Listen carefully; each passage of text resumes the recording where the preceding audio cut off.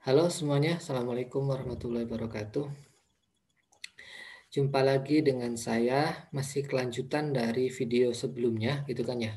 Jika video sebelumnya kita membahas tentang algoritma gitu kan ya, langkah-langkah sebelum kita mau mengcoding atau memprogram. Kali ini, di video kali ini, kita akan membahas tentang pengenalan basicnya ya, basic terlebih dahulu tentang pemrograman. Ya, ya. Baik. Sebelumnya kita mungkin pernah pernah dengar gitu ya, teman-teman juga gitu ya, tentang pemrograman. Pemrograman itu apa sih? Pemrograman itu adalah proses membuat program kepada komputer gitu kan ya. Jadi kita ngasih sebuah instruksi gitu kan ya, atau perintah kepada komputer. Nanti komputer yang akan mengolah dan berperilaku seperti apa yang kita inginkan gitu ya, dengan menggunakan bahasa tertentu. Kemudian tujuan dari pemrograman itu kan ya sebenarnya adalah mempermudah pekerjaan kita gitu ya. Gitu. Tujuan utama dari membuat pemrograman. Oke, lanjut. Nah, mungkin jika kita pernah melihat di kehidupan sehari-hari gitu kan ya, banyak sebenarnya contoh dari aplikasi pemrograman.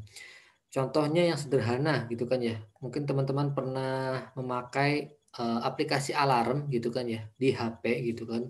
Untuk, sebenarnya alarm kan ya untuk membantu kita gitu, misalkan untuk membangunkan, misalkan jam 4 pagi atau jam 5 pagi gitu kan ya, seperti itu. Atau aplikasi kalkulator. Kalkulator itu sebenarnya, aplikasi sederhana gitu kan ya, membantu kita hitung-hitungan supaya lebih cepat gitu. Atau ATM ya, atau, main game. Game juga sebenarnya itu, secara tidak langsung di situ banyak, pemrograman gitu kan ya. Jadi banyak instruksi-instruksi gitu kan ya agar kita bisa bermain game gitu ya, seperti itu. Jadi ini contoh sederhana dari aplikasi pemrograman itu dalam kehidupan sehari-hari seperti apa gitu kan ya, seperti itu. Oke, secara ringkas gitu kan ya, pemrograman jika kita ngasih program ke sebuah komputer gitu ya, sebenarnya ada 3 proses ya, 3 step gitu kan ya. Yang pertama kita ada input ya, ada namanya masukan dari kita kepada, komputer gitu ya. Jadi ada inputnya terlebih dahulu. Kemudian nanti ada proses. Proses inilah yang nanti, komputer yang menjalankan gitu ya. Kemudian ada outputnya. Outputnya itu apa gitu kan ya. Jadi seperti itu. Jadi ada 3 step, ada input, ada proses, ada output gitu kan ya. Inputnya bisa dari kita manusia ya, kita dari manusia atau dari komputer sendiri itu bisa gitu kan ya, seperti itu. Mungkin kayak teman-teman kayak main game lah, inputnya ya lewat, stick PS-nya gitu kan ya, atau bisa juga dari kalau dari main gamenya pakai handphone gitu ya, dari layar gitu kan ya, seperti itu. Atau kayak kalkulator, kalkulator ya inputnya tangan manusia gitu ya, angka-angka yang kita ketikkan gitu kan ya, seperti itu, ya.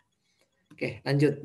Nah, tapi di balik 3 step tadi gitu ya, sebenarnya, secara tidak langsung komputer kan definisi komputer di pertemuan sebelumnya kan to compute ya, untuk menghitung.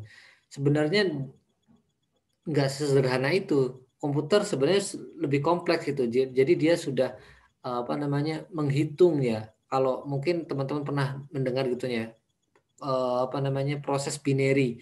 Proses binary yang ada di komputer itu kan ya sangat sangat kompleks sebenarnya. Jadi kayak mungkin kita sederhana gitu ngasih ngasih inputan ngeklik gitu kan ya, tapi di dalam komputer itu sebenarnya sudah ada proses, apa namanya, binary-nya gitu secara tidak langsung. Jadi, komputer itu sudah punya algoritmanya, ada flowchart-nya, ada bahasa yang kita masukkan gitu ya. Kemudian dari proses ini gitu kan ya sebenarnya ya tujuannya tadi gitu. Jadi ada problem yang bisa diselesaikan gitu kan ya. Ada input, ada output gitu kan ya. Ada problem yang diselesaikan oleh komputer. Oke, seperti itu. Oke. Nah, kemudian apa sih keuntungannya kita belajar pemrograman gitu kan ya? Saya mengambil pepatah mungkin ya, quotes dari Steve Jobs, pendirinya Apple gitu kan ya. Setiap orang harus belajar pemrograman komputer karena pemrograman akan mengajarkanmu bagaimana cara berpikir gitu kan. Jadi sebenarnya belajar coding, bahasa pemrograman itu sebenarnya adalah bagaimana kita bisa cara berpikir yang sistematis gitu ya, cara berpikir. Penekanannya di sini. Oke. Nah, penjabaran dari quote tadi gitu kan ya, sebenarnya belajar pemrograman gitu ya, itu untuk apa sih Pak gitu kan ya. Secara tidak langsung gitu kan ya, poinnya ada ini ya teman-teman. Yang pertama, meningkatkan kemampuan berpikir logis gitu kan ya. Kalau komputer harus logis, harus step by step. Kalau manusia mungkin bisa loncat-loncat gitu berpikirnya, tapi kalau komputer tidak gitu kan ya. Kemudian yang kedua adalah mengembangkan cara berpikir yang sistematis. Tuh. Ini logis, ini sistematis. Kemudian keuntungannya belajar pemrograman gitu kan ya, melatih ketelitian detail gitu kan ya. Karena kalau misalkan dalam ngoding itu ya titik koma tidak disertakan atau tidak menyertakan variabel atau apa, nanti sama komputer dianggapnya error gitu seperti itu. Jadi kita harus belajar teliti. Sudah betulkah variabel-variabel yang kita masukkan seperti itu. Melatih ketelitian dan kesabaran tentunya ya seperti itu. Oke, kemudian berikutnya adalah meningkatkan kemampuan dalam mengatasi masalah atau problem solving gitu kan ya. Karena ya memang tujuannya komputer itu ya secara tidak langsung ya membantu masalah atau memecahkan masalah yang ada di manusia gitu, seperti itu. Kemudian belajar pemrograman juga mau mulai bisnis bisa gitu kan ya. Sekarang kan banyak startup yang bermunculan gitu ya. Nah, sebelum membuat aplikasinya gitu kan ya startup ya harus belajar ngoding terlebih dahulu, bisa enggak ini kayaknya aplikasinya ini dibuat seperti itu. Kemudian untuk fun, untuk game bisa juga gitu kan ya. Kadang kalau udah apa namanya programmer itu udah handal gitu kan ya. Kadang dia tuh bikin aplikasi itu hanya tujuannya hanya iseng gitu kan ya. Kayak kayak kadang isengnya itu kadang juga ini hacker meretas sebuah situs atau apa gitu kan ya. Itu juga ini nih tujuannya belajar pemrograman gitu kan ya secara tidak langsung. Oke. Ini masih tadi kelanjutannya. Jadi keuntungan belajar pemrograman itu dari segi banyak gitu ya, dari segi abstraction, konsistensi, productivity, quality gitu kan ya. Jadi banyak-banyak aspek gitu kan ya yang harus yang didapatkan dari teman-teman belajar pemrograman. Gitu. Oke, lanjut. Nah, belajar pemrograman juga ini skill yang dibutuhkan di kalangan milenial, teman-teman ini ya. Itu juga ketika teman-teman lulus atau sebelum lulus gitu kan ya, ternyata skill dari programming itu diperlukan dalam dunia industri gitu. Misalkan ya ada mobile developer, ada data science, ada DevOps, ada developer gitu kan ya, ada machine learning gitu kan ya, ada UI UX juga. Tapi UI UX itu cenderungnya kepada pengalaman pengguna ya. Tapi ada relate kaitannya itu nanti setelah bikin UI UX gitu ya, nanti dibikin bagaimana front end-nya aplikasi itu. Itu juga berkaitan dengan programming juga gitu kan ya. Jadi ini masih kaitan gitu, seperti itu. Data scientist juga. Data scientist bisa mengelola data ya perkaitannya juga dengan programming gitu kan ya. Jadi ini daftar-daftar pekerjaan yang populer di era milenial sekarang ini ya. Jadi banyak sekali yang kaitannya dengan programming. Oke. Ini selanjutnya mungkin teman-teman pernah melihat film gitu kan ya. Film yang sedang membuming. Startup judulnya dari Korea. Ada 6 dosen dengan Han Ji Pyong. Nah, 6 dosen ini ya diilustrasikan sebagai programmer handal lah. Jadi mau bikin aplikasi atau apa ini sangat jago ini 6 dosen ini. Ya, ini ya programmer gitu, programming jago handal di programming. Sedangkan kalau Han Ji Pyong itu kan jadi dia sebagai investor ulung, jago dalam berkaitan dengan bisnis, insting bisnisnya tinggi gitu kan ya. Jadi kalau Han Ji Pyong insting bisnis, kalau 6 dosan itu dari segi pembuatan aplikasinya gitu.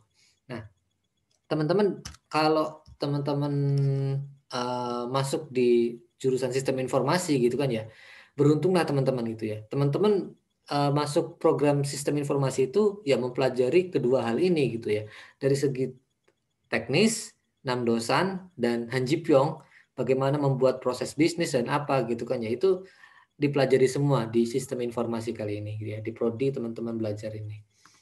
Nah, ini jadi prospek pekerjaan yang terkait dengan programming dan lebih umumnya adalah di sistem informasi gitu kan ya. Jadi setelah teman-teman menguasai pemrograman itu kan ya, itu untuk apa sih ke depannya gitu ya. Nah, yang pertama sebagai programmer ya, sebagai programmer teman-teman ya harus menguasai atau mengenal codingan itu seperti apa gitu kan ya. Terus kemudian ini masih kaitan dengan programmer juga, ada web developer gitu kan ya. Ada web developer juga, itu prospek kerjanya gitu kan ya. Kemudian ada mobile developer ya. Kemudian sistem analis. Sistem analis juga berkaitan juga gitu, walaupun dia menganalisa tapi masih ada kaitan eratnya gitu ya dengan programming. Bagaimana kalau seandainya aplikasi ini decoding gitu, bagaimana gitu. Jadi walaupun bukan dari sisi teknis, tapi ini juga berkaitan juga relate dengan apa namanya programmingnya, teknisnya gitu. Konsultan IT, ya konsultan IT. Walaupun ini konsultan, tapi ya tetap kita harus melihat dari aspek teknisnya juga gitu. Programmingnya gimana gitu. Sama konsultan IT, auditor sistem informasi, atau mau menjadi akademisi di kemudian hari juga, mau jadi dosen, mau jadi researcher, ya itu juga masuk dalam prospek kerjanya di lingkup program sistem informasi gitu kan ya. Jadi teman-teman belajar sekarang gitu kan ya. Kedepannya mau jadi apa gitu ya. Jadi ini gitu ya. Mau jadi tim 6 dosan atau mau jadi tim Hanji Pyong bisa keduanya gitu ya. Seperti itu. Oke, ini tadi masih relate gitu ya. Jadi programming lebih spesifiknya, programming itu banyak ya teman-teman gitu ya. Programming itu banyak, ada desktop atau aplikasi desktop gitu ya. Kalau teman-teman pernah lihat di teller gitu kan ya, teller bank gitu kan ya, itu mereka menggunakan bahasa gitu ya, bahasa apa namanya pemrograman tapi yang berbasis komputer laptop gitu kan ya. Gitu. Kemudian ada web programming. Ya, web programming ada, kemudian web programming juga dibagi dua sebenarnya. Ada back end, ada front end. Itu front end berkaitan dengan tampilan, kalau front end berkaitan dengan database-nya gitu kan ya, seperti itu.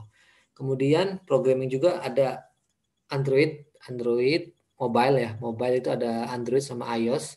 Kemudian programming juga gitu ya untuk kayak IoT, embedded system gitu kan ya. Jadi kayak memprogram sebuah IC gitu kan ya, itu kaitannya dengan embedded system atau IoT lah. Sangat trennya sekarang itu. Oke. Kalau secara ranking secara dunia gitu kan ya, ini sebuah ranking gitu ya. HackerRank, dari HackerRank. Jadi kalau Indonesia gitu teman-teman, terkait dengan seberapa hebat sih jagoan-jagoan developer Indonesia gitu kan ya. Ternyata Indonesia itu ada di urutan 40 kurang lebih ya teman-teman ya. Tuh. Kalau kayak tadi ada Hanji Pyong gitu ya, Korea Selatan. Urutan berapa sih jago-jago ngodingnya gitu ya. Itu ternyata ada di urutan 22. South Korea. Nah, ternyata nomor satunya teman-teman yang jago-jago ngoding itu adalah China. Cina gitu kan ya. Ya teman-teman bisa lihat gitu kan ya. Sekarang itu produk-produk elektronik gitu kan ya, dari Cina itu kan banyak, dan produk elektronik itu ya ada programmingnya gitu, ada apa namanya program gitu ya, baik itu TV kah, mesin cuci kah, atau HP gitu kan ya. Jadi Cina banyak menguasai dunia gitu kan ya, maksudnya dunia dunia dunia developer gitu kan ya, baik itu aplikasi elektronik gitu kan ya, atau aplikasi softwarenya juga Cina ternyata maju gitu kan ya, seperti itu. Oke, nah sekarang kita membahas tentang bahasa pemrograman gitu ya. Oke, mungkin teman-teman bisa memperhatikan dengan seksama ya. Ini ada sebuah gambar Sebuah gambar yang mengilustrasikan tentang mau pakai belajar bahasa apa sih kalau seandainya kita mau pemula gitu ya. Kalau kita pemula itu mau belajar apa? Nah, kita lihat nih dari start ya teman-teman ya. Start, tapi sebelumnya ini teman-teman bisa lihat juga di pojok kanan atas ini ada macam-macam bahasa gitu kan ya, yang bahasa pemrograman komputer yang ada selama ini gitu kan ya. Ada Python, Java, C, PHP, C++, JavaScript, C Sharp, Ruby, Objective-C. Oke, kita mulai dari start ya. Di gambar ini teman-teman bisa lihat gitu kan ya. Mengapa kamu ingin belajar programming pertama kali? Ya, kita lihat. Kalau teman-teman itu adalah anak-anak for my kids gitu kan ya. Anak-anak kan belum bisa diajak berpikir gitu kan ya. Cuma jadi di sini ilustrasinya adalah untuk scratch dan digerak-gerakin aja gitu. Nah, kalau untuk anak-anak gitu kan ya, yang cocok apa? Ternyata jawabannya adalah Python gitu kan ya. Oke. Kemudian kita pindah ke sisi kanan dulu ya. Eh, Kenapa kamu pengen belajar programming? Di sini ada cabangan gitu. Gak tahu gitu. Saya pengen pengen aja gitu. I don't know. Just pick one for me gitu kan ya. Jawabannya adalah Python gitu kan ya. Kemudian di sini juga ada cabangan lagi nih. Pengen belajar just for fun. Atau saya mulai tertarik nih pengen belajar coding gitu kan ya. I'm interest. Kemudian saya pengen belajar programming juga untuk improve myself gitu kan ya. Terus di sini ada pertanyaan lagi berikutnya. Step berikutnya ada pertanyaan. Apakah kamu punya ide brilian dalam pikiran Anda? Kalau seandainya no, gitu kan ya, nggak punya ide nih. Kemudian no, just want to get started. Jadi saya hanya pengen, saya pengen coba aja gitu. Apa sih yang cocok gitu kan ya? Nah, di sini jawabannya gini. The easy way adalah Python. The best way adalah Python, gitu kan ya. Tapi kalau tadi gitu kan ya, pengen mulai gitu just for fun tapi punya ide gitu, yes gitu kan ya. Nah, just ini apa, kemana lagi nih, which platform feel, atau which platform yang pengen kamu bikin, platform apa yang pengen kamu bikin, apakah web, apakah mobile gitu kan ya, apakah gaming gitu kan ya, seperti itu. Jadi di sini banyak gitu kan ya, apa namanya, cabangannya. Oke, lanjut ke sisi kiri ya teman-teman. Why do you want to learn programming? Kenapa kamu pengen belajar bahasa programan gitu kan ya? Misalkan di sini untuk make money, nyari duit atau mencetak uang gitu kan ya. Nah, make money ini di sini banyak lagi ada cabangan. Get job, pengen dapatkan pekerjaan. Oke, kalau pengen mendapatkan pekerjaan gitu kan ya. Kamu pengen kerjanya itu di di platform apa gitu. Kalau jawabannya adalah di platform gaming, jawabannya adalah C++. Kalau untuk mobile gitu kan ya, maka mobile ini ada beberapa pilihan gitu ya. Mau iOS kah, mau Android. Kalau memang mau iOS ya pakai C gitu kan ya. Objective C. Tapi kalau mau Android gunakannya Java. Oke. Kemudian kalau seandainya itu mau bikin untuk enterprise gitu kan ya, untuk perusahaan gitu kan ya, kerjanya. Maka bahasa apa nih? Nih, ada C, ada C Sharp gitu kan ya, ada Java gitu. Kalau maunya itu berkaitan dengan web gitu kan ya, web ini front end, front end JavaScript yang dianjurkannya gitu kan ya. Kalau back end ya ini nih, balik lagi ke sini. Nah, seperti itu. Jadi teman-teman mau belajar apapun gitu kan ya, mau belajar apa gitu. Kalau mau sederhana gitu kan ya, banyaknya gitu kan ya, Python gitu ya. Tapi kalau mau tujuannya beda-beda gitu kan ya. Mau belajar apa sih, untuk game kah, untuk membuat aplikasi mobile kah, aplikasi apa gitu ya. Di sini kan lengkap di sini di gambar ini. Jadi teman-teman silakan runut aja gitu, mau belajar apa gitu. Seperti itu. Oke. Nah, ini berkaitan juga waktu minggu lalu gitu kan ya, atau video sebelumnya itu saya juga sudah menjelaskan. Jadi bahasa itu sebenarnya banyak ya. Ada low level language, ada high level language ya. Yang mendekati ke sini ya ada JavaScript, ada Python yang mendekati high level language. Sedangkan yang low level language ada assembly, ada C gitu kan ya, seperti itu.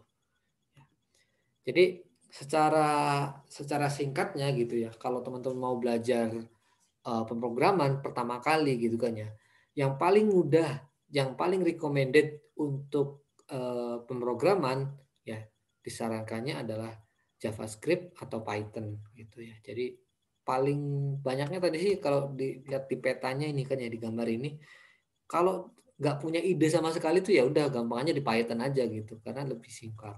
Itu seperti itu ya. Oke, lanjut. Oke.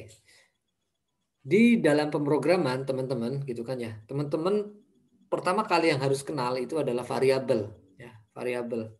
Variabel ini saya punya ilustrasi gitu ya dari petanikode.com. Variabel itu diilustrasikan sebagai wadah. Wadahnya itu apa, Pak? Mau gelas kayak mau mangkok, mau piring, mau ember boleh gitu kan ya. Jadi kayak ada wadah gitu. Nah, ini adalah variabel. Wadah itu adalah variabel. Sedangkan variabel itu nanti akan diisi oleh sebuah data. Sama seperti kayak gelas lah. Gelas itu mau diisi air, bisa. Mau dikasih jus, bisa. Mau dikasih makanan atau apa gitu ya, bisa gitu kan ya. Jadi variabel itu adalah wadahnya yang nanti akan diisi oleh aneka data. Itu pertama kali mindsetnya yang harus teman-teman tahu di dalam programming adalah variabel. Seperti itu. Nah, ini tadi kelanjutan. Jadi variabel merupakan tempat menyimpan data, sedangkan tipe data adalah jenis data yang tersimpan dalam variabel.